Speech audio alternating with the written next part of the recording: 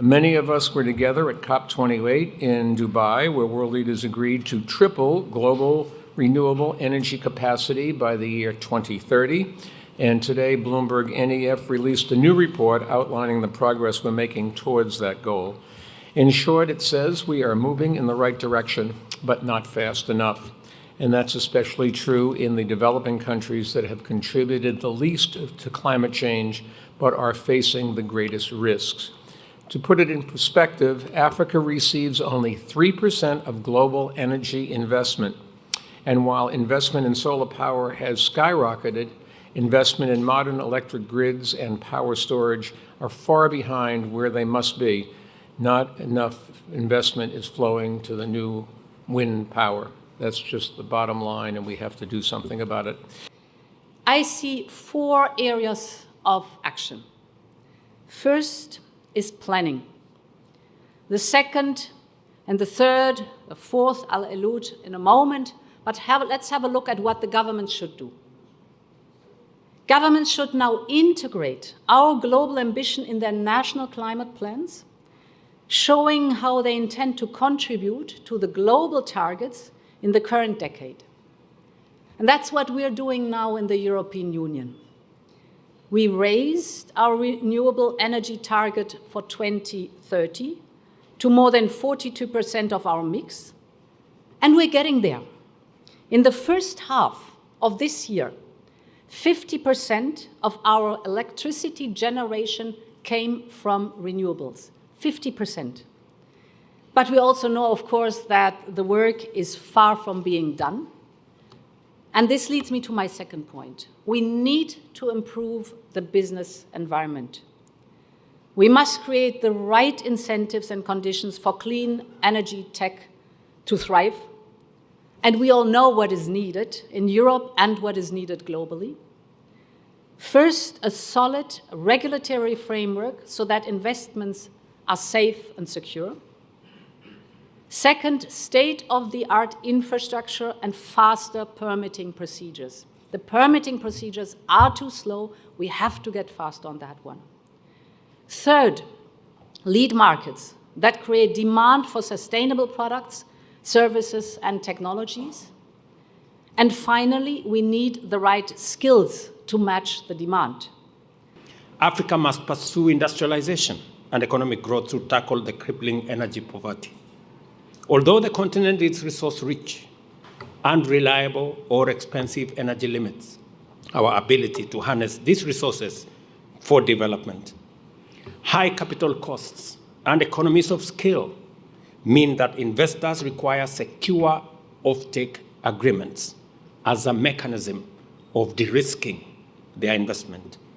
Establishing anchor industrial demand driven by energy-intensive industries is crucial for securing these investments.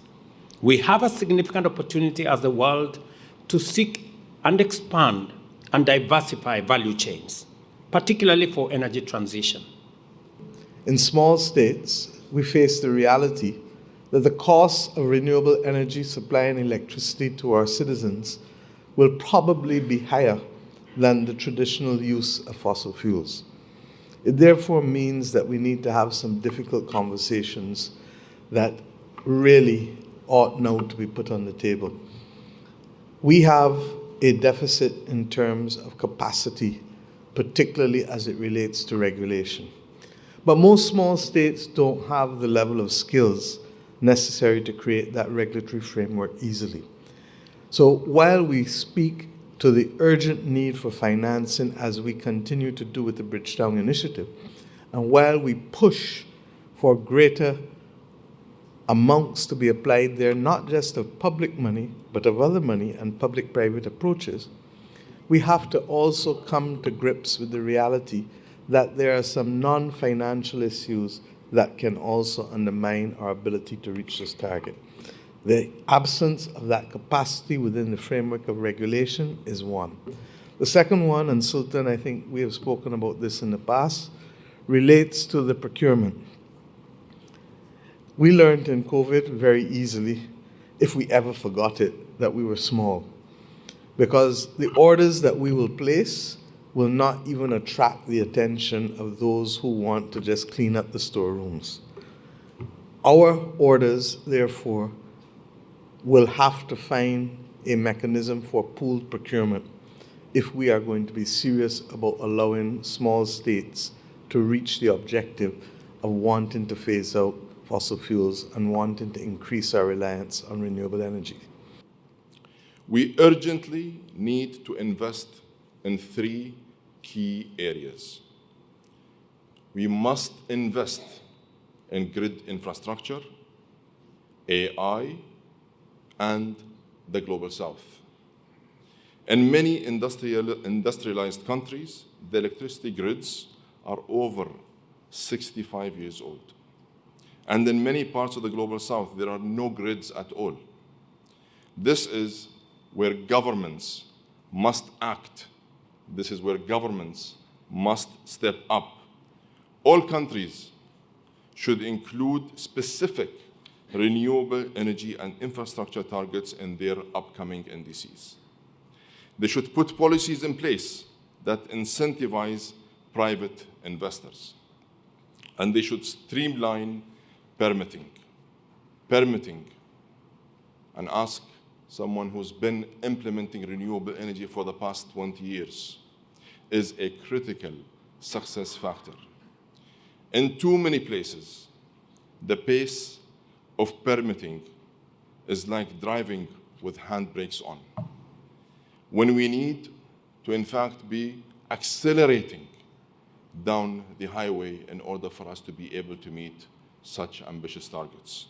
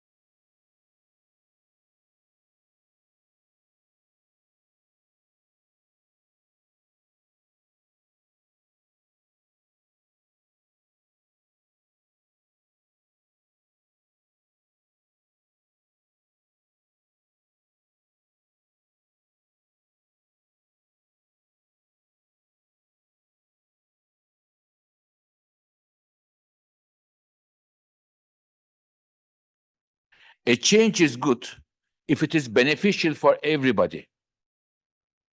And therefore, we need to make sure that the change, this transition, is not only beneficial for the emissions reduction, but also for all parts of the society, especially those who are underprivileged. So our hope at the IEA is this clean energy transition should be made in a way that those inequalities are also addressed. Because we want to have a better world,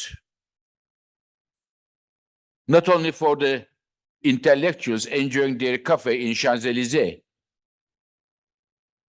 or enjoying their walk in Fifth Avenue in New York or in Sydney or somewhere else.